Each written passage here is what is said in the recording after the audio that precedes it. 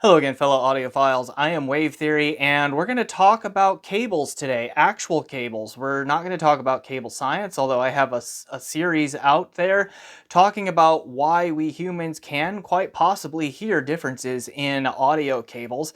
What I'm going to do in this video is talk about some actual headphone cables that I've been using and do a mini review of a bunch of them.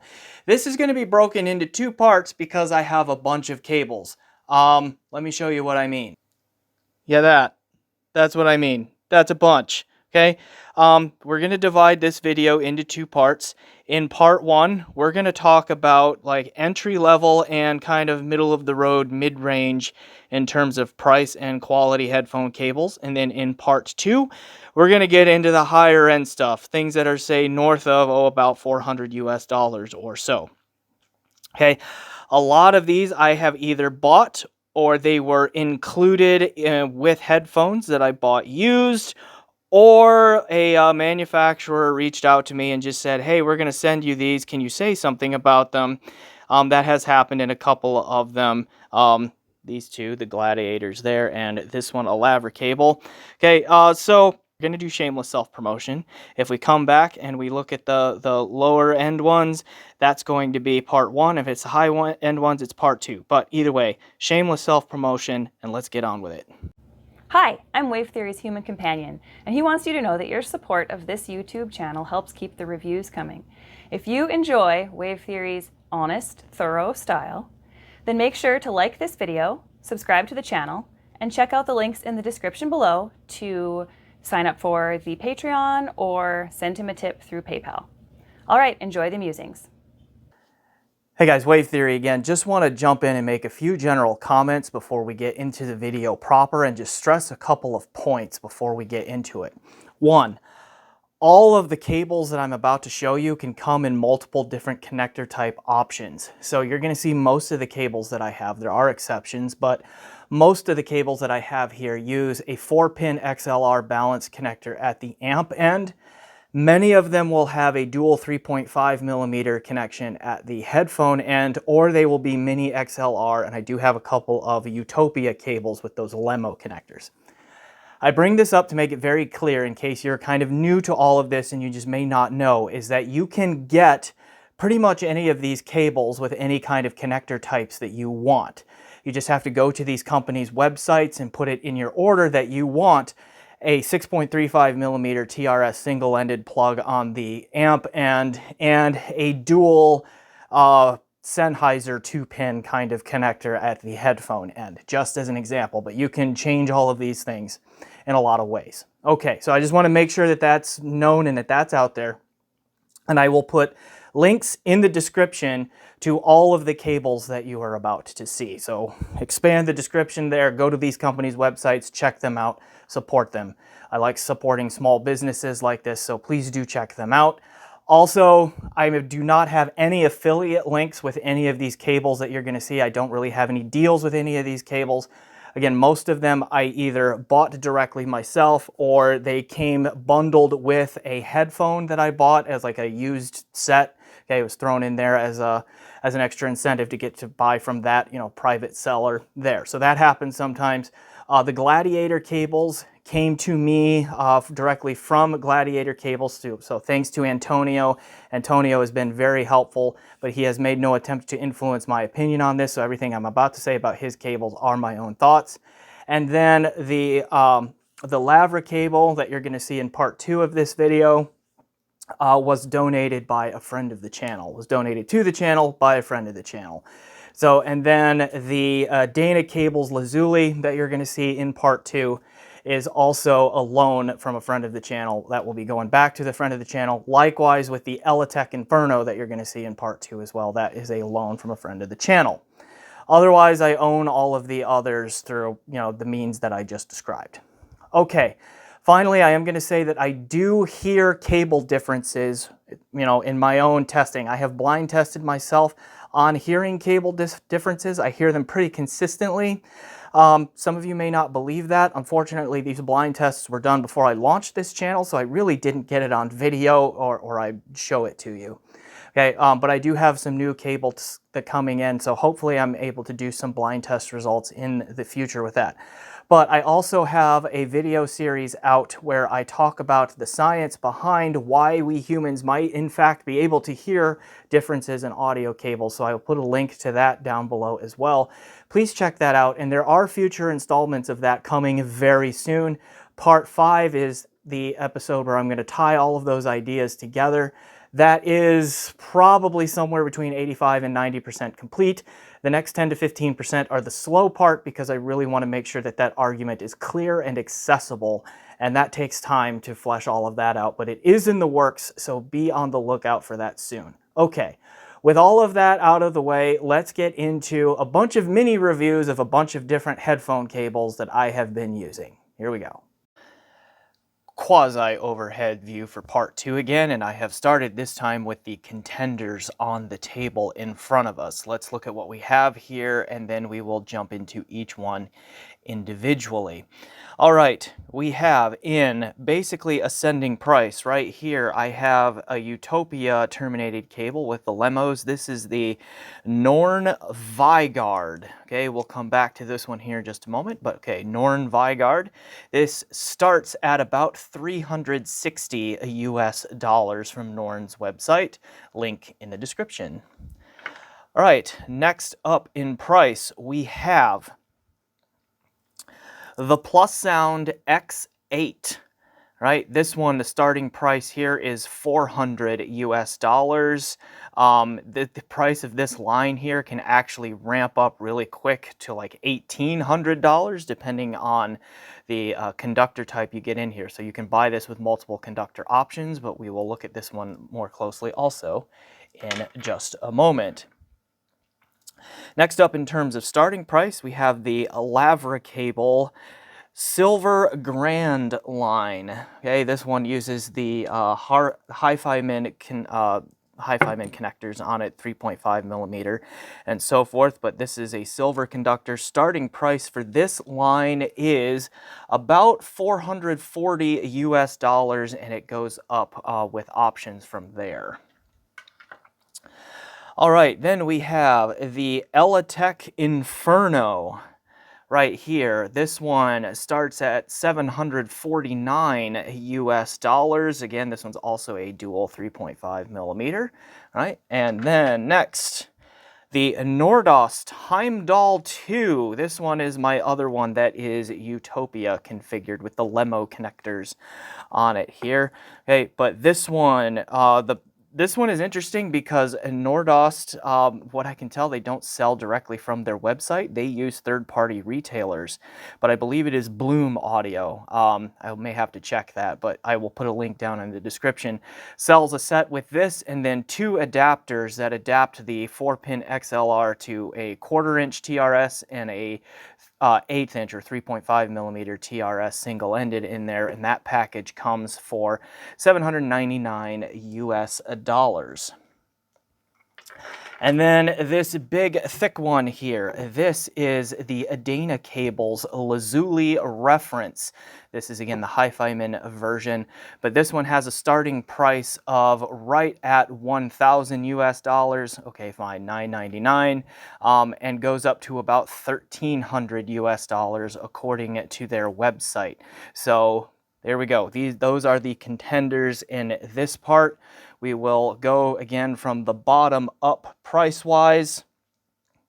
So let us return to the Norne Vygarde to start us off here in terms of talking about these individually. So mini reviews of each of these cables. Here we go. All right, the Norne Vygarde is, again, starting price $360 US. It's got a really nice, weave to it with the nylon, covering over the conductors. The conductor type is a hybrid of copper and silver, both OCC, with a Litz weave going on, but you can't see it because it's covered by the insulating material on the top there. This one is very nice and flexible. Right, it lies nicely on a desk. It really is very tangle resistant, does not get tangled up very well. and so forth. So, I mean, ergonomically, and to use this, it's also not super heavy, even though this wiring looks kind of thick. Like, it is not particularly heavy, although the XLR connector here, like this is, it's a tough one, right? This is a well-made connector right here. Okay, and then again, this one came with the Utopia Lemo connectors on it. So sonically, I can really only comment about what this does for the Utopia, and I'm an original Utopia user. I have reviewed the 2022 edition, though unfortunately I did not have this Vygarde cable at the time of that review. So I've been using this one just with the original Utopia. And it honestly kind of works some magic with the Utopia. The Utopia is an incredibly picky headphone. It can sound utterly amazing, but you have got to get it on the right signal chain. And the signal chain includes a cable. What this cable does for the Utopia is it turns it into a slightly nicer version of itself. Meaning, like, this cable kind of relaxes and chills out the Utopia's presentation, particularly in like that upper mid-range, lower treble area where the Utopia can have some real bite. This one helps smooth that out quite a bit. And then it also brings in the upper air frequencies just a little bit. Because I know some people think that the Utopia can be a little sharp, even on some good signal chains for it. And I can hear that a little bit, but this really helps tame all of that. So this,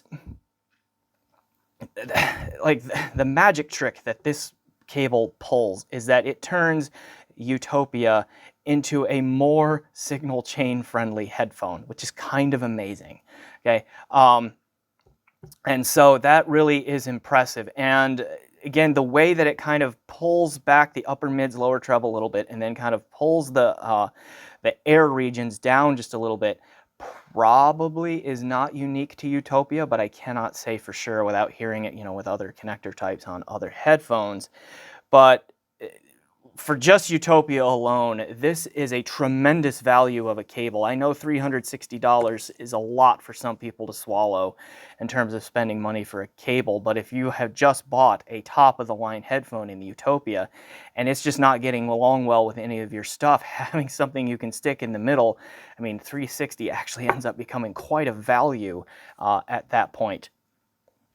Okay, and again, like, Norne has a great reputation. I'm sure this sounds great with other headphones too. I just can't confirm that, but I use this cable with my Utopia more often than not. Okay, so especially for that application, easy to recommend.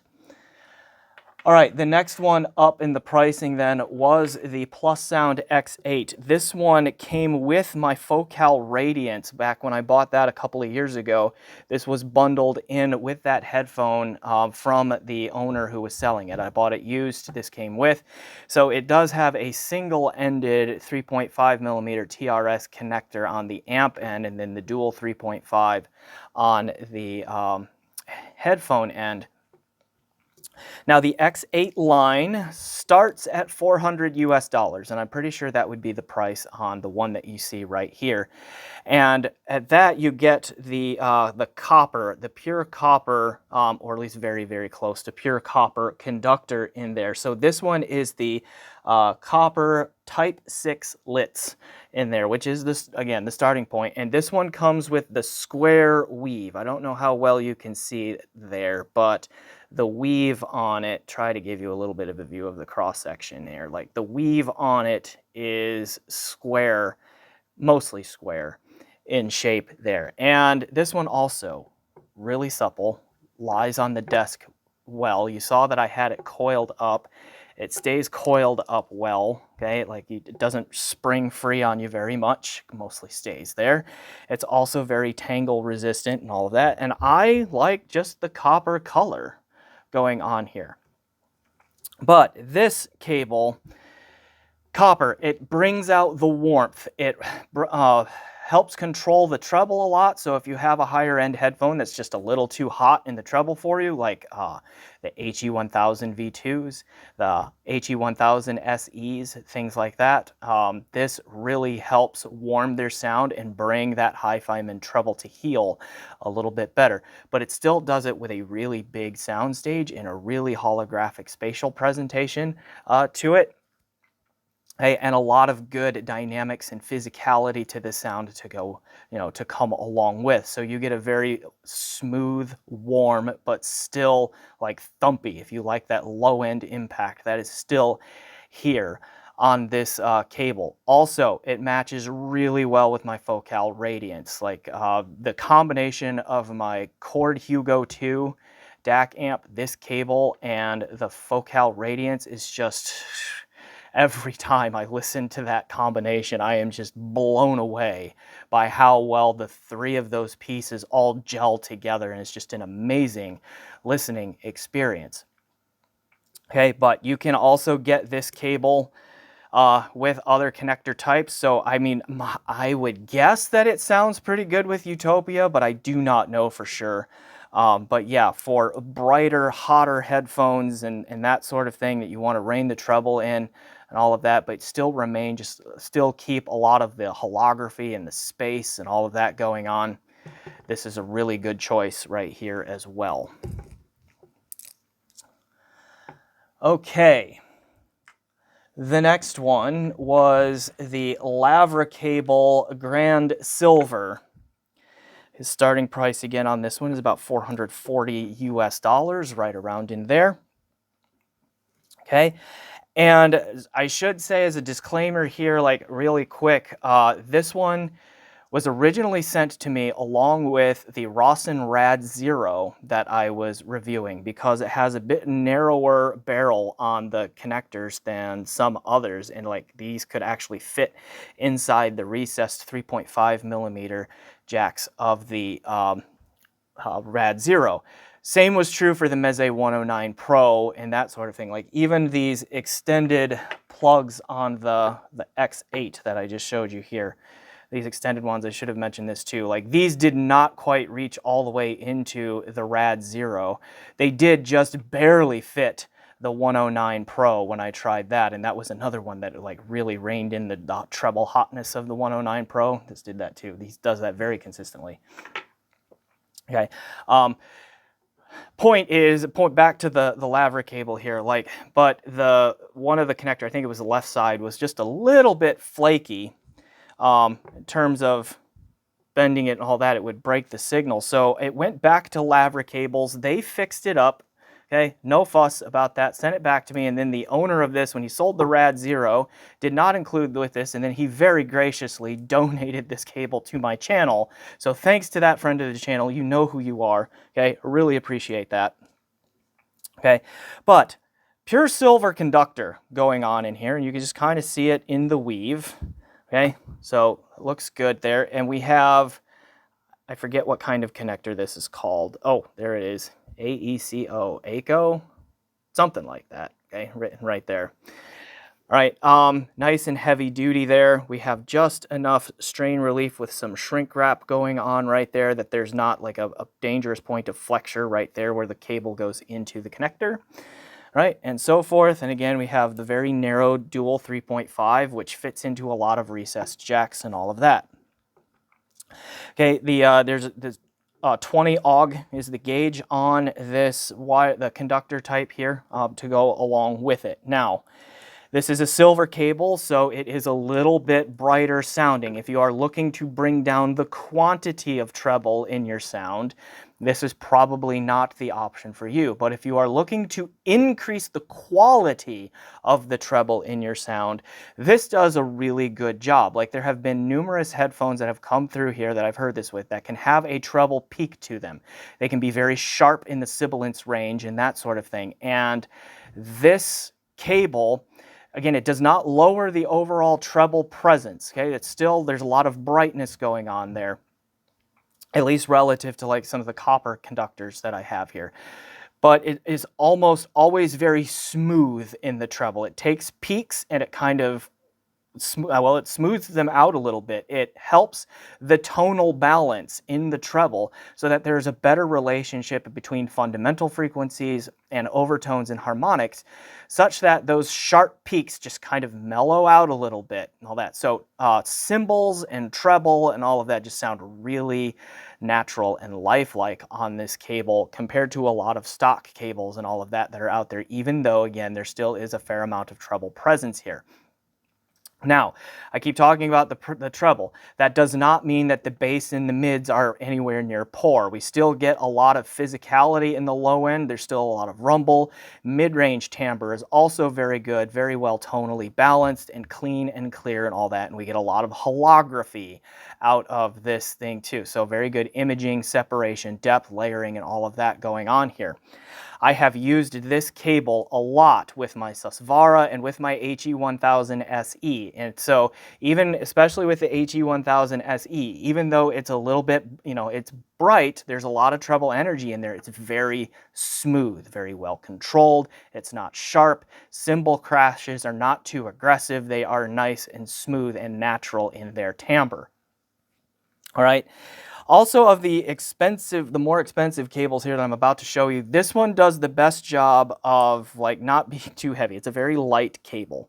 So you can likely increase the performance, but it's also going to increase costs by adding more silver material here, making larger diameter conductors and all of that. That's going to increase the weight and all of that. But in terms of ergonomics and comfort, when this is attached to a headphone and is on your head, I think this one also strikes a very nice balance with its performance going with that too.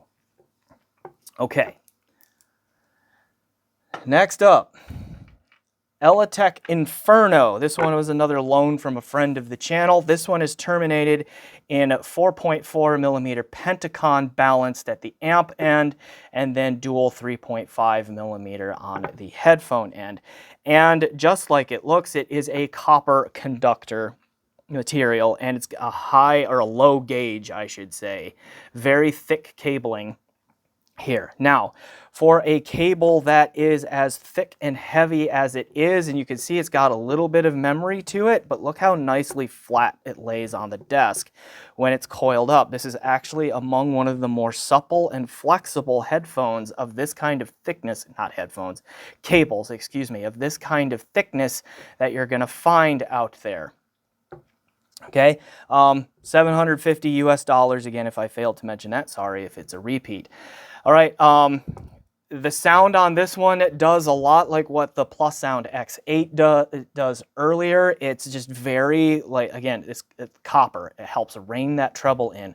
Very warm, very punchy, very smooth, okay? Excellent mid-range tonal balance, very good treble tonal balance, just bringing the overall treble energy down a little bit. So just picture a frequency response graph,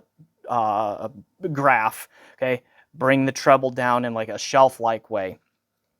Okay, so a very smooth, rich, warm sound going on here, but still lots of good detail retrieval, lots of good holography in the spatial presentation, and this one just sounds like whatever it does, it sounds like the sound stage widens out just a little bit more too. So if you're a fan of big sound stage, okay, this one is a good option there too. Now, another consequence other than the weight and just the slight more, slightly stiffer build, although again, for a cable of this thickness, it's actually quite supple. Okay, but another consequence about that is the thickness of the barrel on the connector here. You get this much cable to go into a connector here. This is just going to get thick and heavy. And that can create a little bit of a problem because if your 4.4 millimeter Pentacon jack on whatever amp you're going to plug this into is recessed at all, chances are that the diameter of the recess is going to be smaller than the diameter of this barrel right here, and this plug will not go all the way in. And now you can get adapters to 4-pin XLR, or just order this cable as a 4-pin XLR if you want. Okay, but one example is I have the Hi-Fi Men Golden Wave Prelude. amplifier in right now for review. That has a 4.4 millimeter Pentacon output on it, but it's recessed just a little bit, like just a tiny little bit. But the diameter of the recess around the jack is smaller than the diameter of the barrel on this connector. So this does not go all the way in to that jack, unfortunately. The Serenade, though, same company, right, that designed that, they did not recess the 4.4 millimeter output on that one, so this does go all the way in on that. Okay, but again, copper, and it kind of brings that treble in, and then, you know, still maintains great spatial presentation and all of that kind of stuff too. So a really solid option out there if you're looking for something to do that. All right. So then the $800 package here with the Nordost Heimdall 2. I thought originally that this was a hybrid conductor, but it's not. According to Heimdall's or Nordost's website, it's a nearly pure copper conductor in there. And then they coat it with this red, like plasticky, rubbery kind of tubing. And that, I think, is a mistake because, I mean, you look at this and you can see that it has some memory on it. No, it doesn't tangle very well, but this just does not hang off of the headphone very comfortably, in my opinion. And I mean, I think as you're watching this, you're probably going to come to a lot of that. So, like, you know how I mentioned that even though this guy, the Eletech Inferno, is really thick, it still lays on the desk fairly well and is nice and supple. This one is not. Like, this rubber tubing over it, or plastic, or whatever material that is, it just does not work great. Okay, so that's my biggest complaint about this cable here, is that it's just a little bit too stiff and ungainly in between your headphone and the amplifier, and all that, in just an unusual way. But anyway, that part aside, let's talk about the sound here. So again, this one I have Utopia terminated, so I can really only talk about what it does for the Utopia. It does not turn the Utopia into a more generous headphone like I mentioned the Vygarde does, right? Like, it doesn't do that. However, the performance ceiling of the Utopia with this cable is higher than what the Vygarde is capable of. So if you get a good, solid, signal chain, DAC, preamp, amplifier, whatever combination you want to use, okay, for the Utopia, this will help bring out more of the Utopia's excellence from there. Okay, so if your signal chain source gear already controls the upper, mid, lower treble hotness of the Utopia and already brings in that upper air down a little bit into your liking range, then this is going to take the Utopia's traits and not necessarily magnify them, but just allow them to really come out, right? So it can sound really wonderful, but it does mean that that's going to be applicable in a smaller range of signal chains out there, which at $800, I mean, maybe you have the chain and this is the last piece you need, and in that case, you're good to go here, at least sonically, and that's if you're okay with the stiffness of it. Now, I have, again, not heard this cable with other headphones either, so like I don't know how well it translates. I'm just saying that this one, unlike some of the other cables which can like change the sound of a headphone a lot, like I don't notice a ton of change of the signature, like say moving from Focal's stock Utopia cable to this.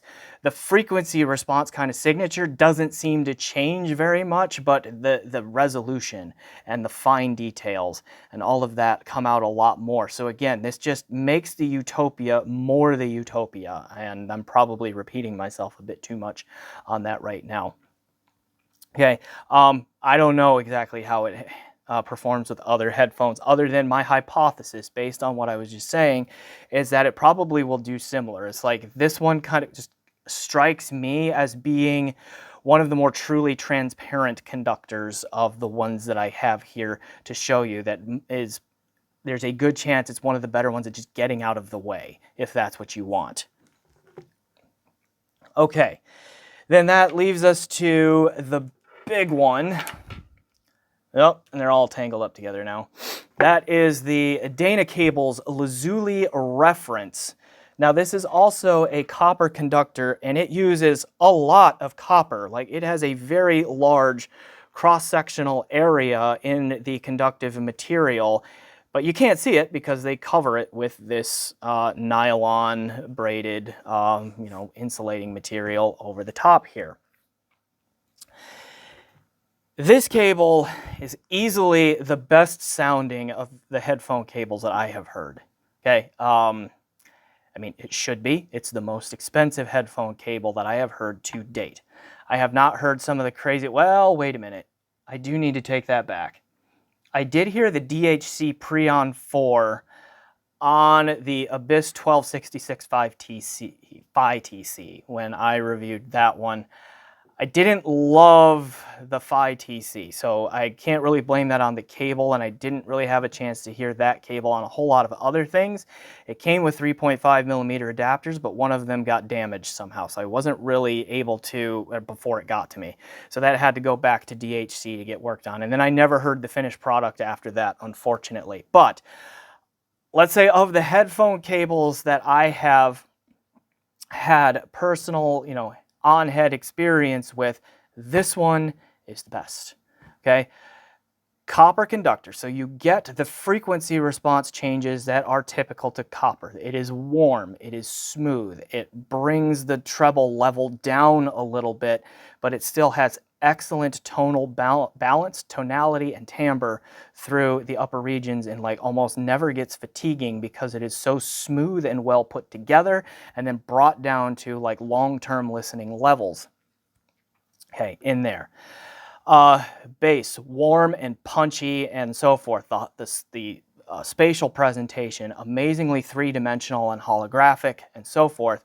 Again, best sounding headphone cable I have heard to date, okay? All things considered, and now the but, okay? Ergonomically, this cable can be a bit of a challenge. The thickness of the conductive material, while necessary to help with its amazing sonics, does mean that this is a very heavy cable. So if you have some comfort, if you're, say a headphone you are using is borderline uncomfortable, like maybe you get a hot spot on the top of your head or something like this, the weight of this thing dangling off of it is not going to help. You're probably going to want to look at some extra padding to put on the headband of whatever headphone you're using there. Like, I know you can get these Utopia terminated, and I have a friend who has that, and he swears by this cable with the Utopia. I have no reason to believe that that's not true, that that's not a wonderful combination, though he does say that the weight of this thing is serious, and like the Utopia, I mean, I have mine right here within arm's reach. Fortunately, like the Utopia has the single headband here, right? And so you put a heavy cable like this, again, not this one because it's not Utopia terminated, but you put one that is on this and you get a lot of extra weight pulling down on the, the single bar headband right there. And that can create a hot spot more quickly than a lot of other headphones probably do and lead to some comfort issues. Okay, so that's number one. Number two, the thickness comes with stiffness as well, right? Like, it's not horribly stiff. Like, you see, it does lie pretty flat there, but it's hard to like coil it up tightly and get it to stay there. And so it doesn't always, like, you need to rest it on a desk, but it's also going to like stand up on you, all that a lot sometimes. And like, if you turn your head with this thing plugged in, like, you feel it. Like, there's extra resistance to your head motions, turning your head because of the thickness. Like, it honestly is in a lot of ways like plugging a python into your headphone. As silly as that might sound, like, that's kind of what it's like. Now, there's another issue that we need to talk about here. And this issue is, I don't think it is Danacable's fault. Okay, I'm going to put this one more on Hi-Fi Man, but if you want to buy one of these and spend $1,000 on a cable to use with a Hi-Fi Man, you need to be aware of this. Okay, This is my HE1000 SE. As you know, I love this headphone, and I ran into this issue both on this one and the Susvara with this cable. The dual 3.5 millimeter jacks here in the HE1000 SE and in the Susvara are honestly, they're kind of cheap and they're kind of loose. Okay? So you plug this big heavy headphone cable into this headphone, and the weight and the stiffness of it, you turn your head and you can wiggle this a little bit, right? I don't want to do it too much because I don't want to damage anything, but I do want to show you. That wiggles a fair amount inside right there. Okay, so what I was running into initially when I had this in, I was like, wow, this really is sounding amazing, but sometimes I will turn my head and one of the channels will cut out and then it'll come back. Or I'll get a little bit of static going on in there as I turn my head and so forth. Because, I mean, another thing, because of the stiffness and the length of this, like this is like brushing on my shoulders too by the time it's done. So I turn my head, this catches on my shoulder. It's not just the weight, right? It's that thing too. Point I'm making here is that I was getting some connection issues because of that. Danacables is as frustrated about that as they should be, because when Hi-Fi-Man was using 2.5 millimeter connectors, which they did on the original Susvara, like their first line of Susvara, they had 2.5 millimeter connectors here. Those were really nice and tight. And you could buy this cable with the 2.5 millimeter connectors and it would work just fine. Okay, but then Hi-Fi-Man went to those 3.5 millimeter connectors, there we go, and they were looser fitting, and then these had trouble there. So there are a couple of ways you can get around that and at least mitigate some of those problems. Number one, you can step up to a higher quality line or pay a little bit extra and request that Danacables put idolic connectors on the end of these things, because apparently they are just a little bit bigger, or just bigger enough that they fit a little bit more snugly into the jacks of the Hexi and the Susvara. Okay. The other thing that they tried, and this will not appear elegant, but it is effective, and it also helps alleviate some of the weight issues, is if you just take a lanyard and you attach it, like it's going to be various lengths for various people, but mine, like I need to attach this here about 3 or so inches using the English measurement system, okay? Attach it right here with a twist tie, and this thing, again, I realize a lot of people are going to scoff at this and find it incredibly inelegant, but it actually is effective, okay? And it's a simple little tweak. Tighten that on there so it doesn't slide. Then this goes around your head, right, before you plug these in. And that does a couple of things. One, it does help carry some of the weight of the cable around your neck and not just on your head. Okay, so that's one thing. And then the other thing is it like if you get this part down far enough to attach down here, then the lanyard's going to be carrying the weight of the rest of the cable, and then the headphone is only carrying the weight from the connectors down to this point. And that made the cutting in and out, the static issue for me, almost a thing of the past. Okay, it made it like go almost completely away. Very rare occasions, only after very snap movements, like someone on my family sneaks up on me while I've got my eyes closed listening, which is rude, right? You like, you know, snap to attention real quick. Maybe in a few situations like that it happened, okay, but not very often. So what are kind of my takeaways here? In this group, I think that there's a very good chance, and particularly with Utopia, that the Vygarde here might be my all-around favorite of all of these, at least in terms of what it can do for the Utopia at this price. Really good value. What my X8 here, my Plussound X8 does, also pretty good value, because I know $400 is a lot for a cable, but what it can do for treble on like hi-fi mids and the way it matches to my radiance and all of that, like, and then just the look and the feel of it and all of that, I really like this cable. And I have often given thought to saying, you know what, I need to get a balanced termination for this guy and have that to use on my desk too. However, I really like the complete package of this Lavricable Grand Silver. Sounds really good with HE1000 SE and Utopia. Or not Utopia, excuse me, Susvara. Sounds really good, even though there's a lot of treble in there, just very natural and smooth sounding treble. And then it also just strikes a balance of like not being so heavy that it gets uncomfortable and not snagging and catching on things or being overall stiff, okay, going on there. So this has been the cable that I have reached for the most often with my Susvara and even my HE1000 SE when I need the balance connection and all of that in particular.